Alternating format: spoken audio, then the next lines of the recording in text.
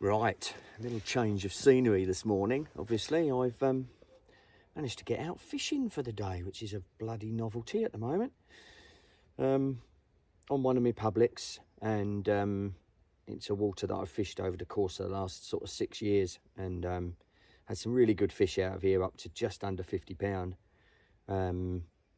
And it's just proper wild, rugged. You can see water's down at the moment. They've been draining off. Load of these waters are used for hydroelectric production from EDF, so water level goes up and down like a fiddler's elbow, which makes it, you know, it adds to the dynamic of fishing these sorts of big barrages. This is nearly 1,000 acres, so it's a big bit of water.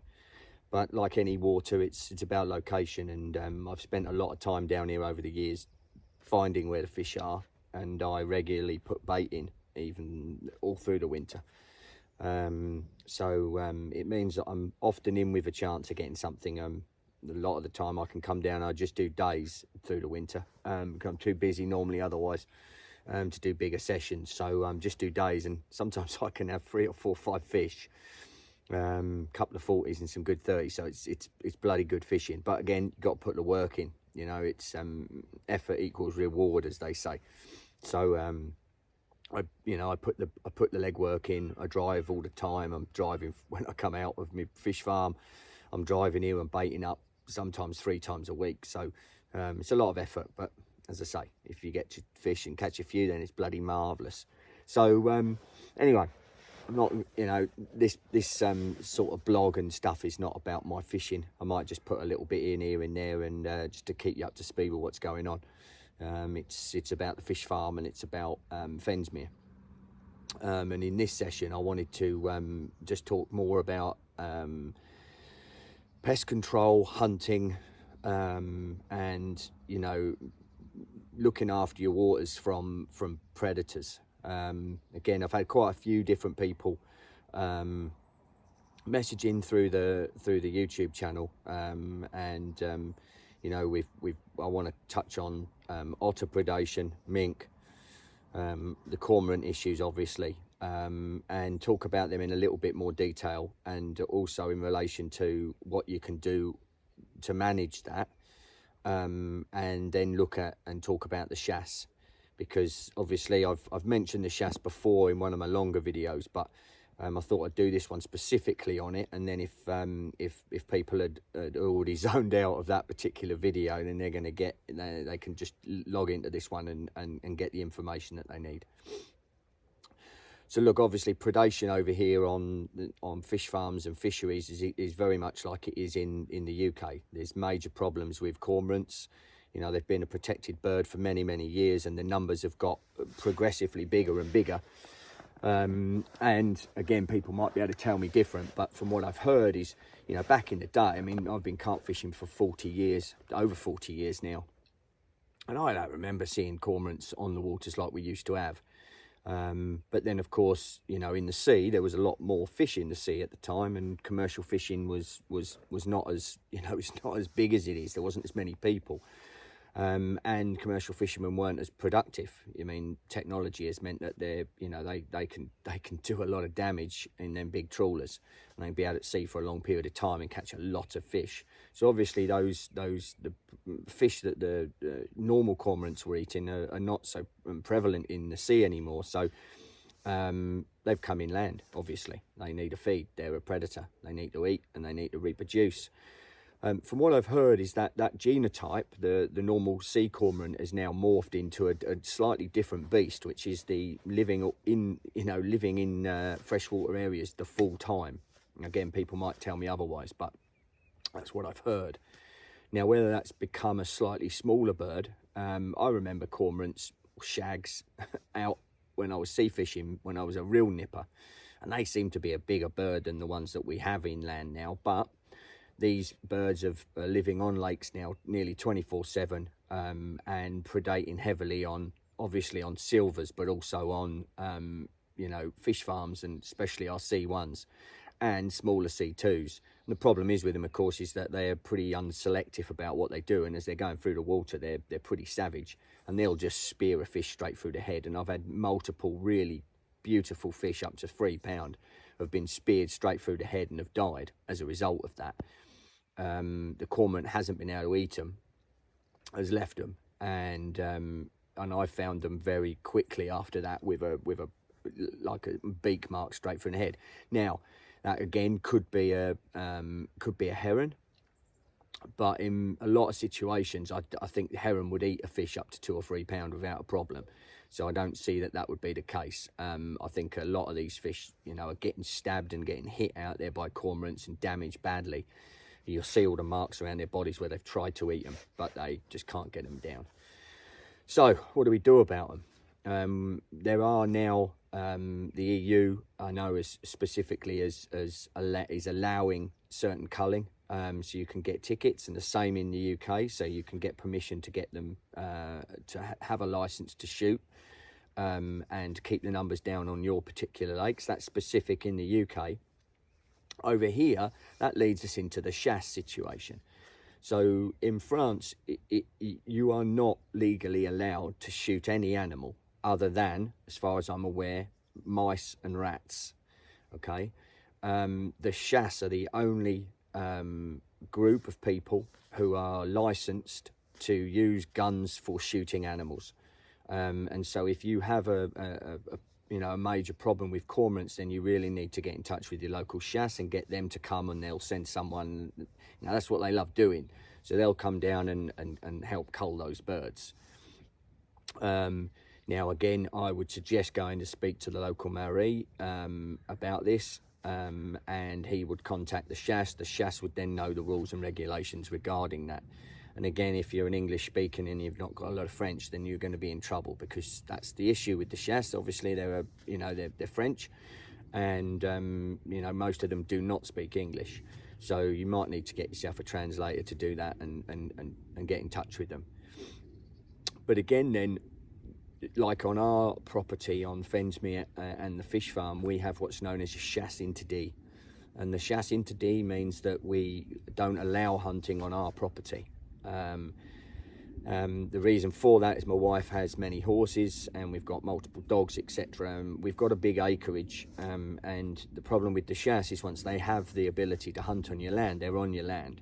And through weekends, I think it's probably September onwards, through till March, April time, they're 24/7, literally. Sometimes they just seems like they're always hunting and they're always on your land. So you've got bloody dogs barking, howling, but just horrendous noises.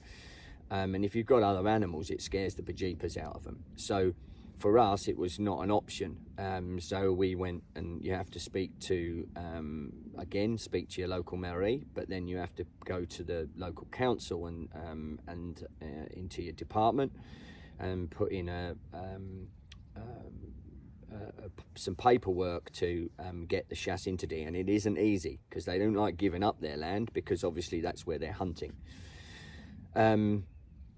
Do not take it into your own hands. By going out there trying to shoot these animals on your own, you're liable to get into some real trouble. The chasse do not like you doing the job that they're supposed to do, and therefore I would suggest do not get involved in that, because they will report you if they hear or see you shooting or doing anything like that. Even if you have a license to have that firearm, they will report you, and you will have probably the environmental police, and you'll have the actual gendarmerie come around, and you'll be in a right world of trouble.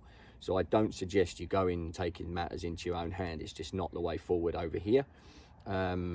If you've just spent the last however many years getting your fishery all sorted and everything done, then the last thing you want to do is get into trouble that way and really cause yourself a problem. So I suggest going through the route that I just outlined, which is go and speak to your local Mairie, then speak to the local chasse. The chasse will understand and know what paperwork to do to get the license to shoot the birds, and they'll come on the land and help you sort them out.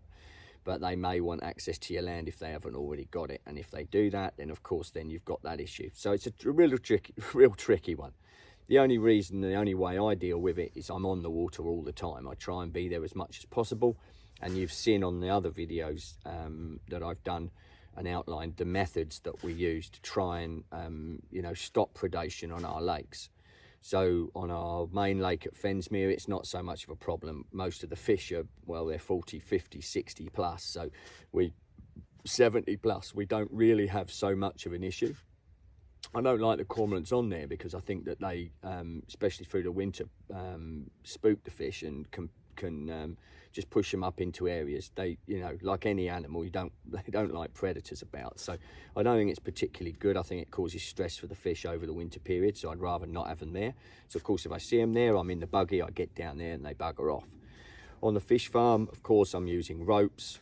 As people have said, you know, either mannequins or scarecrows. Now I've made scarecrows, and from the arms I've hung old compact discs that shine, and they've worked for a while. I've used feed bags from the pellet that I use, and I cut slices of them and I tie them around so that they're hanging. And when I was using coppins, it was a black and white bag, and it looked bloody great. It looked like there was a load of dead cormorants hanging off the ropes, and that seemed to work for a bit of time.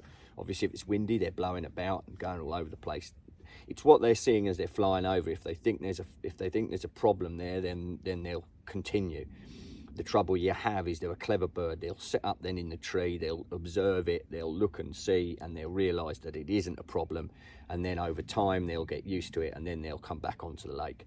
So now I've put extra string layers across, so it's really difficult for them to try and land on the water or to take off. But now I've seen them land on the land and walk in. But I've made it so it's really difficult for them to take off now. And I think that at the moment is causing them a problem, and I'm hoping I'm going to get a period of time now through to the end of this winter period where I don't have any issues.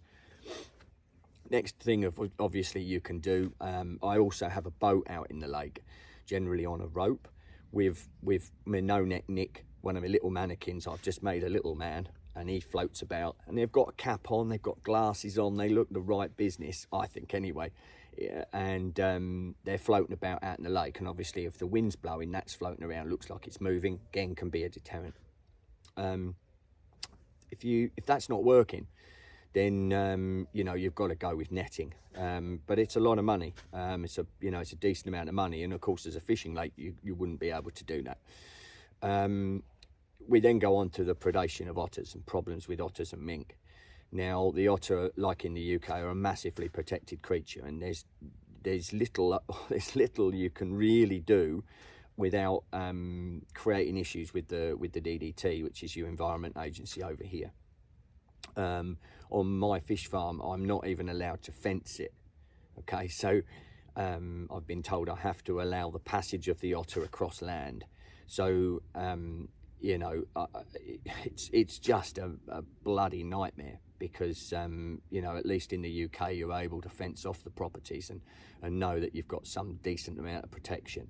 Now, around certain tanks, like I showed you again the other day, I've put hot wires around the bottom, and I'm hoping that will be a deterrent and stop. But doing hot wires around my whole property is a couple of acres, a couple of kilometres of hot wires. And it's not just the setting of them or setting them up, that's pretty easy. It's the maintenance, because you're doing a low hot wire. Well, you're going to do 3 or 4 hot wires low to the ground. And of course, you've got grass growing up, so you're going to be forever there strimming and trying to sort that out so it doesn't ground out and short out. I know that's probably through the winter period is the main time, but it's the main time that we get major predation here. Fish are obviously a lot more active and a lot harder to get, especially the bigger ones through the summer. It's in the winter when the otter can come in and really be a problem. Again, being present, dogs, being present, I'm down there all the time. I don't know if this makes any difference. If I see a run, I piss on it. Basically, I'm putting my scent down there, which is hopefully going to put you know, a predatory animal off. It will put most things off, to be honest with you, especially if I've drunk too many Grimbergen. But you know, it's just something that I do, and obviously have the dogs down there and they're doing the same. Again, they're just little things that hopefully just create a little bit of a deterrent. It's just that one time that they get in and they have a big fish, like they did last year with me, and then you've lost some money, and you've lost a fish that you spent a few years bringing up and getting to be a bit of a beast. So, you know, again, really tricky what to do with the otters. There's not a lot you can do. Again, I'm always open to suggestions when you're not allowed to fence. The hot wire option is obviously the best option for that. But understanding, finding runs, looking at your lakes, getting down there regularly is probably the best way to maintain and look after it. And try and keep the bloody things away from you. You know, they have a massive run, I know this. You know, their area, especially for a big dog otter, can be up to sort of 10, 15, maybe even 20 kilometers square. So you know, they can work a big area. And something that you don't want is, you don't want a female and littling coming onto your area, because that'll attract a big male as well, and then you've got something on your water.